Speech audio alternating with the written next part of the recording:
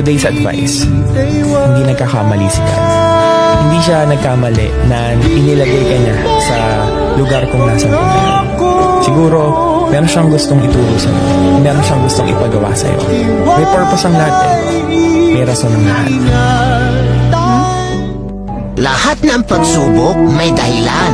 Lahat ng paghihirap may katapusan. Lahat ng problema may solusyon.